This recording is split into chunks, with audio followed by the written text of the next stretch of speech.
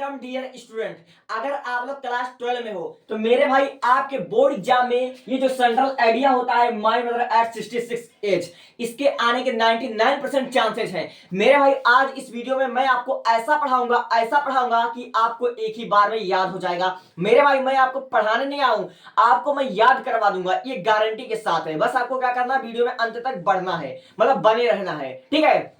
और आपको कहीं भटकने की जरूरत नहीं है। आपकी अच्छे से इंग्लिश ग्रामर की तैयारी इस चैनल पर हो जाएगी, 500 सब्जेक्ट की तैयारी हो जाएगी। तो मैं बिना देर किए हुए वीडियो को शुरू करता हूं और एक एक वर्ड की मीनिंग समझाऊंगा मेरे भाई, आपके दिमाग में याद करा दूंगा। याद कराने की गारंटी मेरी, अगर याद ना हो तो मैं पढ़ाना ही छोड़ दूंगा, ठीक है। तो ध्यान से देखना। हमारा जो है सेंट्रल आइडिया है माई मदर एट 66, यानी कि मेरी माता जी 66 वर्ष की। ये जो हमारा पोयम है, इसका जो सेंट्रल आइडिया लिखना है, तो सेंट्रल आइडिया का मतलब क्या होता है? सेंट्रल मतलब होता है मुख्य या प्रमुख, और आइडिया का मतलब होता है विचार। यानी कि सेंट्रल आइडिया का मतलब होता है मुख्य विचार। हम किसी भी कविता को अगर पढ़ते हैं, किसी कहानी को पढ़ते हैं, तो उस कविता से, उस कहानी से हमें क्या सीख मिलती है, उसका प्रमुख विषय क्या है, इसी को कहते हैं सेंट्रल आइडिया, ठीक है। तो हम सेंट्रल आइडिया को अच्छे से पढ़ेंगे और इस सेंट्रल आइडिया को हम याद भी करवा देंगे आपको। तो देखिए, अगर आप यह बोर्ड एग्जाम में आ जाता है माय मदर एट 66, यानी कि मेरी माता 66 वर्ष की, इसके जो राइटर है, जो इसके पोएट है, जो कवित्री है, वह है कमला दास, ठीक है। अब यह आपके बोर्ड एग्जाम में आए तो आपको कैसे लिखना है? आपको लिखना है ageing is a natural process in the human life and animals. Ageing मतलब होता अवस्था या फिर बढ़ता हुआ उम्र, या फिर आप लोग इसे बुढ़ापा भी कह सकते हो, ठीक है। एजिंग मतलब होता बुढ़ापा, इज मतलब है आप इस एक नेचुरल प्रोसेस यानी कि प्राकृतिक प्रक्रिया, इन द ह्यूमन लाइफ यानी कि मानव जीवन में, यानी कि मानव जीवन में अवस्था का बढ़ना एक प्राकृतिक प्रक्रिया है, या फिर मानव जीवन में बुढ़ापा का आना या उम्र बीतना एक प्राकृतिक प्रक्रिया है।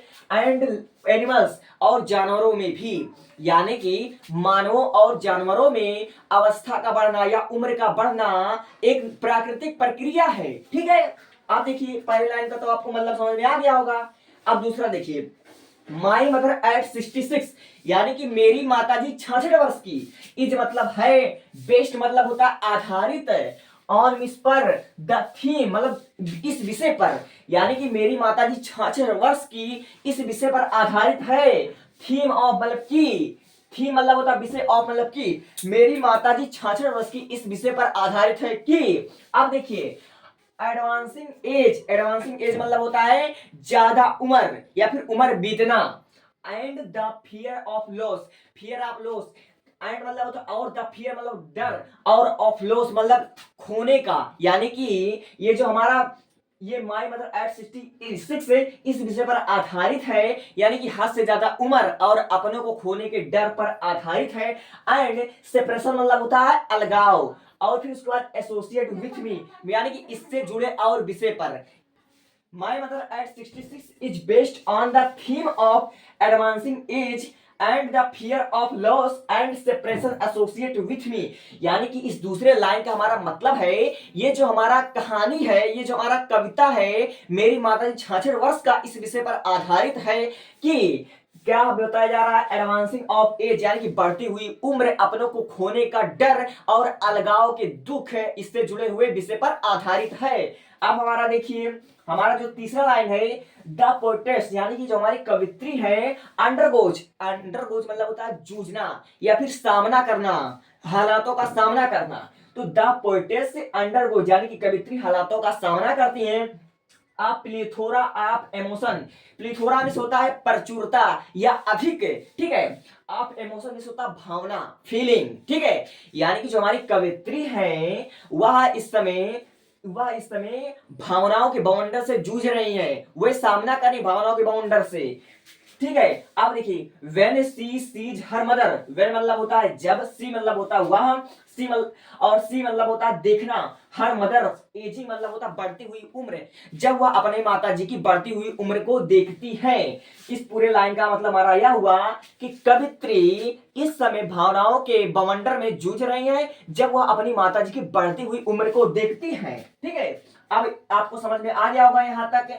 अब देखिए, एंड मतलब और, फील मतलब होता है महसूस करना, the pain of separation, pain या पेन मतलब होता है दर्द और सेपरेशन मतलब होता है अलगाव, ठीक है, सेपरेशन मतलब होता है अलगाव। यानी कि इस पूरे लाइन का मतलब होता है कि इस समय कवित्री जो है, कवित्री के मन में भावनाओं का बवंडर उठ रहा है, ठीक है, जब वह अपनी माता जी की बढ़ती हुई उम्र को देखती है, ठीक है। अब देखिए आगे हमारा क्या हुआ गया,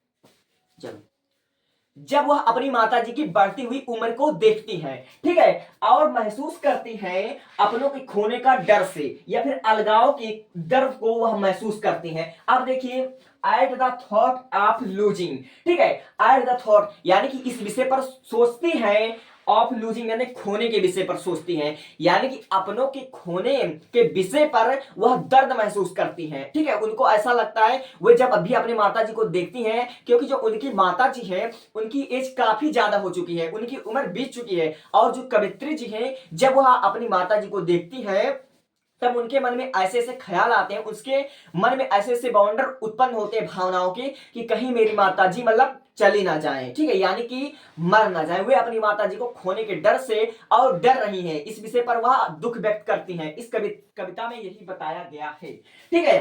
अब देखिए, सी आल्सो विश यानी कि वे हमेशा से ऐसा सोचती थी, वे हमेशा से ऐसा इच्छा करती थी फॉर द लॉस्ट ब्यूटी, यानी कि lost beauty and youth of her mother, यानी कि वे हमेशा सोचती थी कि काश मेरी माता जी की जो सुंदरता है जो खो गई है, लॉस्ट ब्यूटी जो खो गई है, और जो मेरी माता जी की पहली सुंदरता थी वह अब भी होती, वे ऐसा अच्छा करती हैं, ठीक है। जैसे हम किसी भी चीज का इच्छा नहीं करते हैं, जो चीजें बीत जाती हैं तो हम जाकर फ्यूचर में कभी ना कभी सोचते हैं कि यार जो वो समय था वह बहुत मेरा गोल्डन चांसेस था, ठीक है।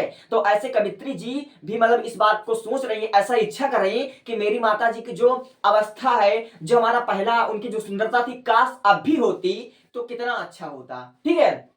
इस पोएम को मैं एक बार आपसे आपको पढ़कर समझा देता हूं, तो फिर उसके बाद एक शॉर्ट में, एक ही समझ लीजिए कि लाइन में सारा एक्सप्लेनेशन आपको समझा देता हूं, और उसके बाद गारंटी के साथ आपको समझ में आएगी, ठीक है। देखो, दिया हुआ है, ageing is a natural process in the human life and animals, यानी कि बढ़ती हुई उम्र एक प्राकृतिक प्रक्रिया है मानव जीवन में और जानवरों में। माई मदर एट 66, मेरी माता जी 66 वर्ष की, इज बेस्ड आधारित है ऑन द थीम ऑफ, यानी कि इसी विषय पर, एडवांसिंग एज बढ़ती हुई अवस्था, एंड और द फियर ऑफ लॉस अपनों को खोने का डर, एंड सेपरेशन एसोसिएट विथ अलगाव जैसे विषयों पर जुड़ा हुआ है, अलगाव से विषयों पर आधारित है।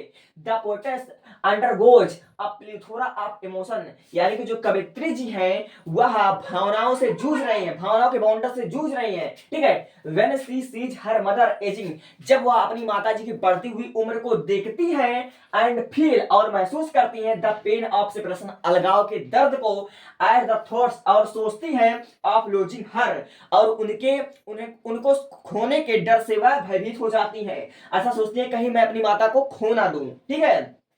सी आल्सो विश्ड, वे हमेशा इच्छा करती हैं, हमेशा कामना करती हैं फॉर द लॉस्ट ब्यूटी, अपनी माता जी की खोई हुई सुंदरता, and youth of her mother, और अपनी माता जी की पहली सुंदरता, वे हमेशा कामना करती हैं, ऐसा इच्छा करती हैं कि काश मेरी माता जी की जो पहले की सुंदरता थी वह अब भी रही होती तो कितना अच्छा होता।